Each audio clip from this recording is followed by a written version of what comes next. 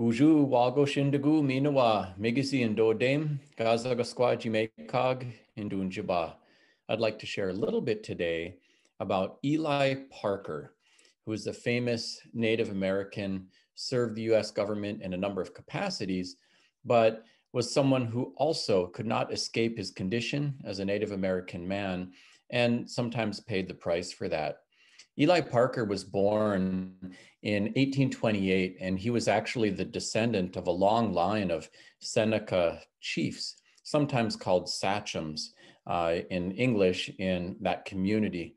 And he had a lot of respect within his own community as a Seneca leader, but he wanted to pursue a vocation as a lawyer in the American legal system.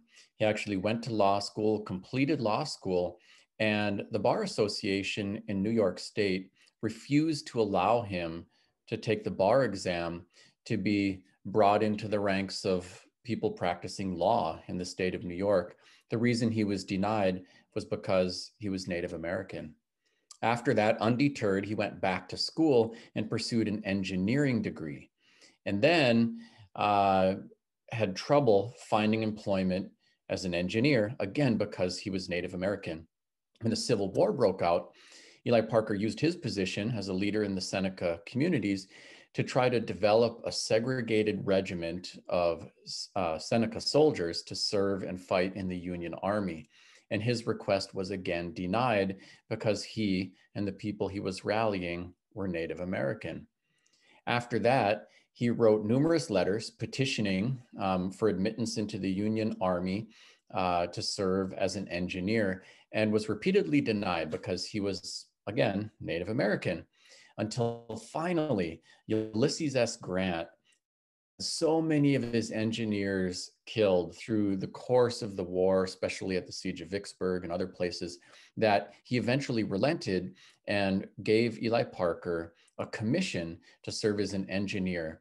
From there, Grant realized just how incredibly bright and capable Parker was and advanced him, pulled him in as an adjutant general. And at the end of the Civil War, it was actually Ely Parker who drafted the surrender documents when Lee came into the courthouse at Appomattox in order to surrender.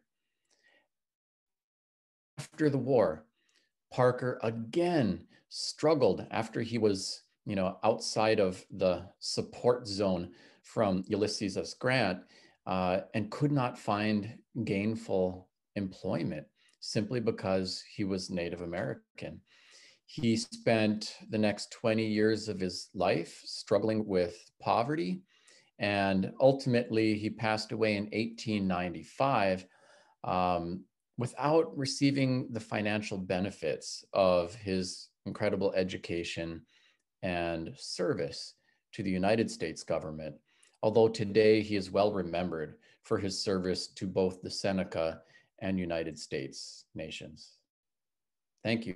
Miigwech. Thanks for watching today. I'm Anton Treuer. Let's keep in touch. I'm active on social media, and my website has lots of information on my books, speaking engagements, free Ojibwe language resources, resources for teachers, and more. Miigwech.